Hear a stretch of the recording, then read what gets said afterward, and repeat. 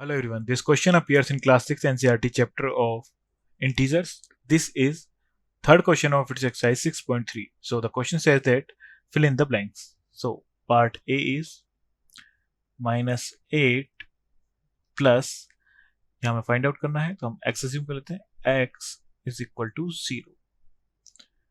To find out the value of x, -8 को हम next side shift कर देंगे तो इसका साइन चेंज हो जाएगा 8.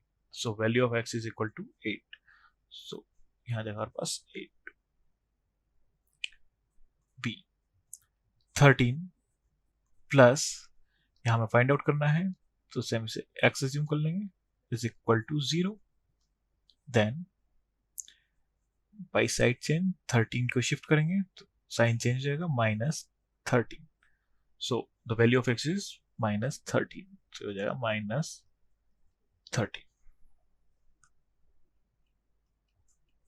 C 12 plus -12 is equal to 12 plus minus 12.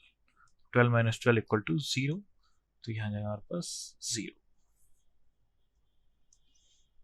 -4 plus, यहाँ हमें वैल्यू फाइंड आउट करनी है, इसे हम x अज्यूम कर लेंगे equal to -12. So -4 plus x is equal to -12. So x is equal to -12. 4 को इधर शिफ्ट कर देंगे तो साइन चेंज हो जाएगा +4. So x is equal to -8.